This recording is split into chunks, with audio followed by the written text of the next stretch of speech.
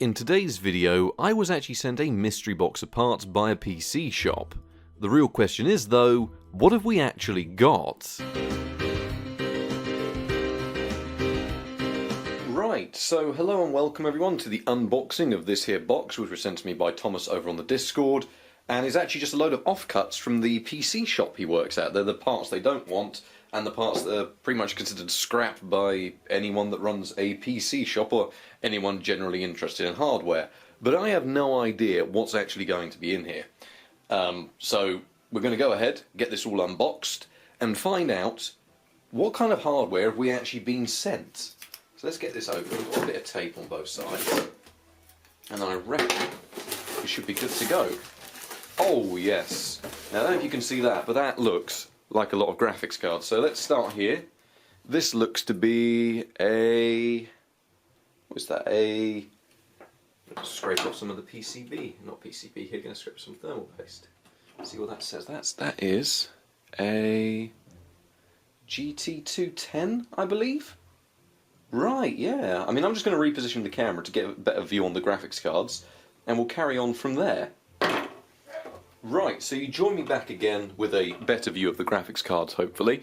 And I've just scraped off a bit of the thermal paste here, and it looks like this is a GT210 by Pegatron, so an OEM variant, likely from a HP, I want to say. Hynix memory, should we see, how much is that? Those are 256 megabyte modules, so 1 gigabyte of VRAM, looks like DDR2. So nothing spectacular, but we've got VGA output, we've got DVI output, we've got quite a few other little bits, and we're going to have to ignore the dog slowly walking past, so I'm going to have a cup of tea while we wait for him to just trundle past. What are you up to, mate? Right.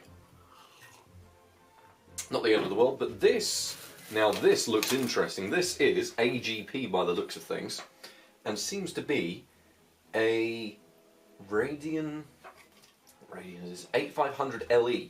Now the last time I used an 8500 was actually in a eMac G4, which is actually a video on the channel, and it held up quite well. I think I actually even started Minecraft on a card like this, which was quite impressive. Whether or not it was actually the Mac side OpenGL drivers helping at all, we'll have to wait and see. But 128 megabytes of DDR, so it's not the SDR variant. I think they did an SDR variant. The fan looks a little bit seized. I don't know if you can see that. That's not really moving much, so we might have to look at maybe replacing this fan or possibly giving the bearing a clean up. A bit of WD-40 on the bearings can sometimes revive these. Sometimes GT85 spray works even better. But anyway, what else have we got? We've got another AGP card here, which looks like a Radeon 9000 series. Now, the Radeon 9000 series is definitely very interesting because it's one of my favourite series that got me into actual PC gaming years ago with an old laptop that had a Radeon 9100 IGP, and I thought it was brilliant. But it's got no screws holding the bracket on, and whether or not it actually works we'll have to wait and see. But in general, yeah, that's a nice card. And I'd like to actually compare a lot of these cards. Maybe do a little benchmark segment at the end comparing all the cards. We've got a lot of dust on the AGP lanes. Yeah, that looks like a Radeon 9000 series card. What memory are we talking? Infineon DDR RAM. Not much of a clue as to what the card is. But we'll go over what the cards are. I'll do a little bit of research afterwards and we'll find out what we are actually dealing with here. So, another AGP card. What have we got on top? It's red, it's OEM, it has VGA and HDMI. I'm going to say this is either a Fire Pro or a HD 3450, given it says 350 at the end of the serial tag, which is probably not the best way of trying to identify these cards. Can't see any other identifying information. Most of these are OEM, judging by the looks of them, so they aren't going to be the easiest cards to identify. V70 version 3. Well, I'm assuming it's AMD because of the red PCB, but I might be entirely wrong. So we'll have to take a little look at that and find out what card that actually is. And of course, everybody loves it, the NVIDIA GeForce 8400 GS, which is by no means a bad card at all. This is the 256 megabytes on board, supporting 512 megabytes DDR2. So I'm assuming this is a is it revision 1 or revision 2 where they share the system memory? Either way, it's an XFX unit, which is pretty common from this era. And not a bad looking card either. S-Video and DNS, so probably a good card for composite. Maybe you can get component output from that S-Video port. That could be quite useful in a little CRT PC build actually. That's quite a nice little low profile card. Then we've got some more OEM stuff. We've got a Quadro. Any specific Quadro? Which one is it? Is it a G400? Quadro 600. That's quite a new one, and that might be... it's got DVI and DisplayPort, so that might be DirectX 11. We may actually be able to do modern gaming on this one. This one actually supports modern APIs, and the fan's not seized. That's a massive advantage. Right, that's not too bad at all. How much memory have we got on this one? I'll say that's about a gig. Either a gig or 2 gigabytes. That's not too bad. It's a nice little card there.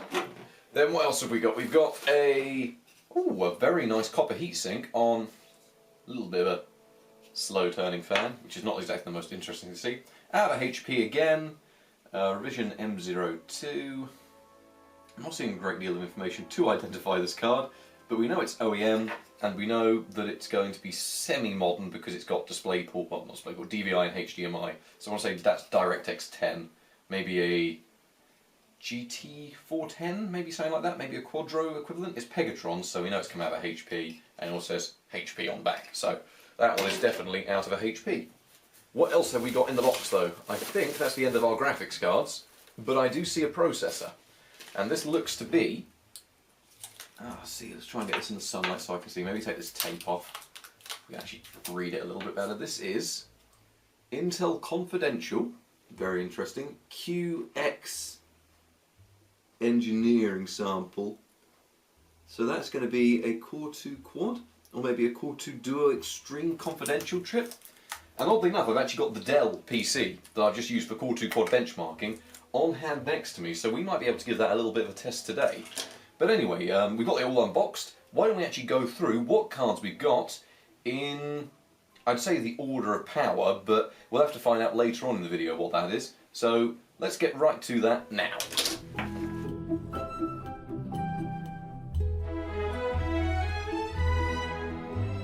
So with that all out of the way and all unboxed, what cards and parts did we actually get sent? Well, first on the list was Nvidia's GT210, an entry-level graphics card that still holds its own today in terms of actually being sold. That's about the only way it holds its own today, is the fact it's still on the market. It's often renowned for being absolutely awful, and something that really deserves a video of its own, which is something each of these cards in this unboxing will actually get at some point. Either way, this looks to be an OEM unit, so the only advantage to that being it should be well binned and should overclock quite nicely. Now this one is a bit exciting, as are most old AGP cards at this point, and we will certainly be having to give this a test in a nice Pentium era system. The Radeon 8500 was a surprisingly solid ATI option from the era, and one that I've only ever used in an an EMAC G4, that's how old this thing is, which actually allowed it to perform quite well in some indie titles, even launching and running the latest version of Minecraft that PowerPC supports, which is pretty impressive for a 90s Radeon. Quadros are always relatively interesting cards, as they're usually very cheap, and the Quadro 600 is no real exception. They are often well binned and able to overclock relatively well, but the only real downside is they lack any real form of optimizations, so they can actually be thrown up into the ring against their GeForce competitors, but depending on if the GeForce cards actually have optimizations, it can go either way at which card might be better. But given that there's still a GPU crisis around, well, maybe some of these old Quadros that sell for peanuts still are worth, a little bit of a test in the coming weeks. The entry-level 8400GS is not exactly the most exciting card in the world, but given there are so many variants out there, as I've covered in a previous video before, a pretty common thing for Nvidia cards at this point, it's actually pretty interesting to find out which card you might be ending up with. I believe the one we've got here is a Revision 1, but as I said already, we do have a full video covering Revision 1, Revision 2, and Revision 3, and the entire confusing world of the 8400GS cards, which, other than their weird variants and slightly dodgy marketing, are not very interesting. But at the end of the day, it is still an entry-level graphics card that does work. Oddly enough, this large copper-covered card is actually another GT210, which turns out to be from a HP given the green PCB, so probably one of those 2010 era HP computers, most likely one of those little SFF units, probably came with this in and was later upgraded by the PC shop, or was just removed because it wasn't needed or wasn't working. Given that these cards are relatively low power though, I'm going to opt for the upgraded option, as 1, it does seem to work, and 2, it's going to be quite interesting to overclock this thing, which is what I said about a lot of these cards, because it has a quite large copper-covered heatsink, which you usually don't see on this level of graphics cards. Now, I was actually quite close when I was guessing what this other ATI card was. It turns out it's actually a later revision Radeon 9700 Pro, which would sort of be the RTX 3070 of its day. It's not quite the highest end, but you can guarantee it's going to run everything with more than enough fidelity and a high enough frame rate that you don't really need the highest end card. I'm very curious to see if it's still working, as I'm a huge fan of the Radeon 9000 series of cards, but this one does seem to be suffering with bulging capacitors, so it's 50-50 chance on whether this card will post, and then probably about a 25-70 chance that it'll even work in terms of games and won't be artifacting all over the place. If not, maybe we'll have to have a go soldering on some new capacitors. Now, this final one was a little bit of a mystery, as most of the codenames on it tend to point you nowhere, till I stumbled across a post on the Lenovo forum where someone was asking what this exact graphics card was. Turns out some people had it already installed in their systems and actually just brought up DXDiag to show that it is actually an OEM Lenovo GT310. Not exactly exciting, given the 300 series always tends to sort of just be GT200 series rebrands, but I was completely wrong about it being AMD, given that it had the 350 name and the red PCB. Turns out it's the complete opposite of that. It's actually lower powered and from Nvidia. However, while I've been saying this, there are some that are actually listed as GT610s with very similar model names. So there's definitely going to have to be an entire video covering what kind of a mess this little SFF card is. Now, chances are, in the coming weeks, we will try and get some videos up covering each of these cards. Unfortunately, on the final part in the box, the Core 2 Extreme, it didn't post in my Dell Inspiron, so I'll either have to dig out a better motherboard or mess around with some BIOS files and, actually inject the instructions for the motherboard to understand this processor. It could be rather entertaining at some point. Maybe we'll build, an absolutely stupidly powerful Dell Inspiron. That could be a rather fun video. But either way, in the meantime, I did just want to start this sort of series with one benchmark. I wanted to give that 8400GS a quick boot up and some sort of baseline benchmarks, as they're very, very common and very, very cheap at the moment. And I know a lot of people have asked me, what about the 8400GS? Are there any positives to it? Because my last look back on it primarily focused on the negative sides. So today we're going to be focusing on being a little bit more positive and not finding out what the card should run, but finding out what will run on the card. So my only way to find that out is going to be in the benchmarks. Starting us off with Command & Conquer Generals, which was running with middling settings in the 1024x768 resolution.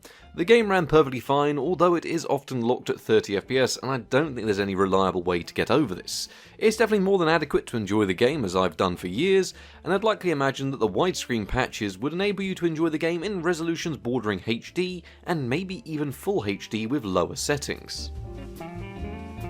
Next up was Mount & Blade Warband, which ran with a frame rate of anywhere between 45 to 60 FPS, with a HD resolution selected, and generally lower settings across the board. The game felt very responsive, and even in the more detailed scenes and larger battles, like the one being shown, it did run very well. Some of the more intensive DLC, such as Vikings Conquest, certainly are a bit harder to run, and you'll see about 30 to 45 FPS in most instances, but in general, Mount & Blade does indeed run very well. The original Sims Complete Collection also ran perfectly fine, although it did have some issues in the 800x600 resolution it initially loaded in, with major issues loading in textures for things in the bottom right, which shortly vanished once I exited out of the game, restarted the computer, and launched the game in 1024x768, although the issue does still persist in lower resolutions. There were a few slowdowns, but given this is a primarily CPU-driven game, you can't really blame the graphics card for that. Either way, for the classic Sims games, likely up to The Sims 2, and maybe The Sims 4 with laptop mode enabled, even this little display adapter does remarkably well. Morrowind in its original form ran beautifully, with the game rarely dropping far from around the 50 FPS mark, with pixel shaders enabled in the 1024x768 resolution, something that this card really seems more than capable of targeting in these older titles. The game really only glazes over one core most of the time, so in terms of optimization, you'd likely see this type of performance with virtually any processor newer than a Core 2 Duo. So for retro gaming, it's maybe not too bad to stick one of these very cheap graphics cards in an old family PC. Fable The Lost Chapters had to be ran with lower settings selected, but with a decent resolution. The game looked pretty decent as well, and virtually always ran above 30 FPS. There were also no graphical artifacts, which can occur with newer Nvidia cards, so not half bad from a graphics card you can often find being thrown away, or failing that, a couple of quid on eBay or most online retailers. Then finally, to round off our benchmarks, we had Counter-Strike Source, which was good enough for me to actually join a server of CS Office, accidentally hit one of our own team, admittedly I did hit the enemy as well and get them, and then I promptly got kicked from the server.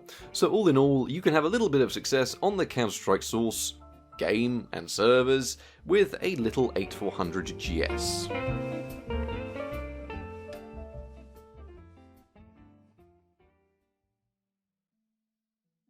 Now, chances are I will be turning this little box into a bit of a series, just for smaller videos here and there throughout the year while I work on some bigger projects, and do expect one of those bigger projects very soon, as that's what I've been busy working on.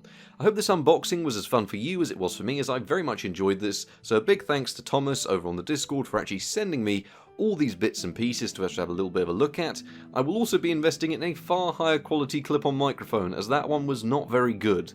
But for now, thank you very much for watching, and good night.